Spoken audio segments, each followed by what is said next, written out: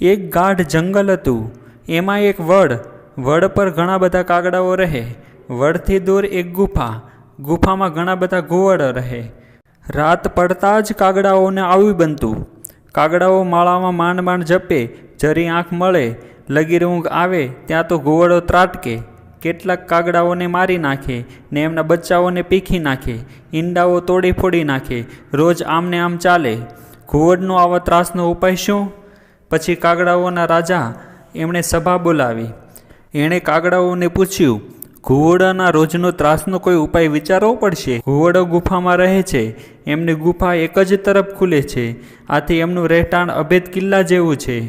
રાત્રે ઘુવડો આતંક મચાવે છે અને દિવસે એની ગુફામાં ભરાઈ જાય છે.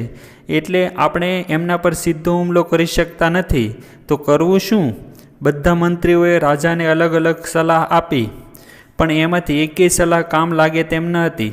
સભામાં એક ઘરડો અને અનુભવી કાગડો પણ હતો. રાજાએ ઘરડા કાગડાને પૂછ્યું. એણે ગળું ખંખેર્યું, પછી બોલ્યો, શત્રુ બળવાન હોય ત્યારે સીધો હુમલો કદી ક્યારેય કરવો નહીં. શાંતિ રાખવી, જાસૂસી કરવી, દુશ્મનની નબળાઈ પકડી પાડવી, પછી તક મળતા જ પૂરી તૈયારી સાથે શત્રુ પર તૂટી પડવું. ઘરડા કાગડાની વાત બધાને ગળે ઉતરી ગઈ. ત્યાં એક કાગડો બોલી ઉઠ્યો, પણ જાસૂસી કરવા દુશ્મનની ગુફામાં જશે કોણ? બધાય કાગડાઓ ચૂપ. થોડી વાર પછી ઘરડો કાગડો ધીમેકથી બોલ્યો, એ બધું તમે મારા પર છોડી દો. હું કહું તેમ તમે બધા કરો. પહેલાં તમે બધા મારી સાથે ખોટો ઝઘડો કરો, મને ચાચો મારો, મને વીખી પીખી નાખો, પછી મને એકલો છોડી દો. યોજના મુજબ કાગડાઓ તો ઘરડા કાગડાઓનો ચાચો મારી અને વીખી પીખી નાખ્યો. પછી લોહી લુહાણ ઘરડો કાગડો માંડ ઘુવડની ગુફા પાસે પહોંચ્યો.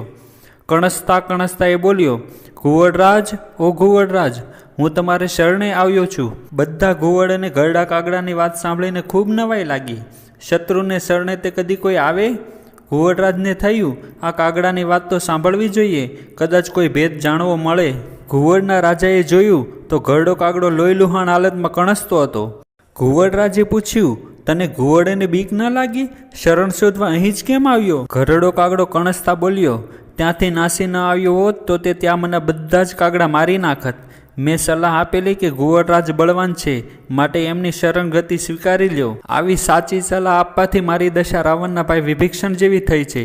એ પણ રામને શરણે ગયો હતો ને.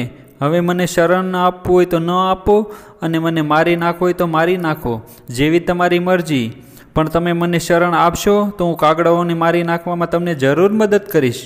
ઘુવડો ઘરડા કાગડાની વાતોમાં આવી ગયા. એને શરણ આપ્યું, પોતાની ગુફામાં રહેવા કહ્યું. ઘરડા કાગડાએ ઘુવડરાજનો આભાર માન્યો અને કહ્યું, ગુફાની અંદર હું રહીશ તો કાગડાઓ મારા પર વહેમાશે. વળી ગમે તેમ તો હું તમારો દુશ્મન જાતનો ને. હું મારે ગુફાની બહાર માળો બાંધીને પડ્યો રહીશ. કાગડાઓ તમારાથી બીવે છે, એટલે છેક ગુફા સુધી આવવાની એમની હિંમત ચાલશે નહીં. આમ ઘરડો કાગડો ગુફાના પ્રવેશ દ્વાર પાસે રહેવા લાગ્યો. ઘુવડો એના માટે ખાવાનું પણ લાવતા.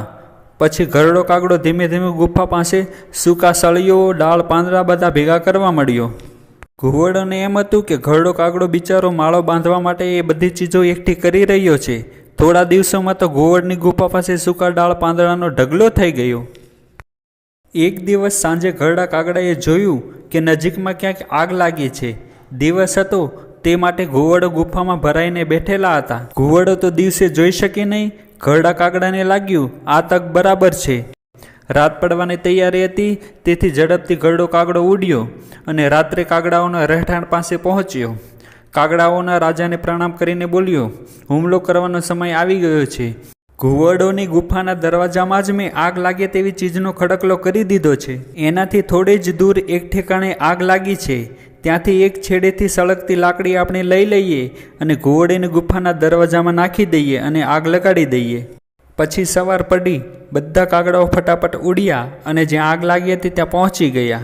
કાગડાઓ ચાંચમાં સળગતી સાઠેકડી લઈને ગુફાના દરવાજામાં નાખવા લાગ્યા. સૂકા ડાળના પાંદડાને સળગતા વારશે નહીં. થોડી વારમાં તો મોટો ભડકો થઈ ગયો. વળી પવનની દિશા ગુફા તરફની. તે બધો ધુમાડો ગુફામાં જવા લાગ્યો. ઘુવડોને ગુંગળામણ થવા લાગી. આગની જ્વાળા પણ થોડી વારે ગુફામાં લપકવા લાગી. દિવસ હતો તેથી ઘુવડોને કશું દેખાતું નહીં. ગુફામાં ધુમાડાથી ગુંગળામણ થતી. તે બચવા માટે ઘુવડો ઉડ્યા, પણ બહાર નીકળતા સીધા આગમાં. ઘુવડોની ચીખથી ગુફા ભરાઈ ગઈ.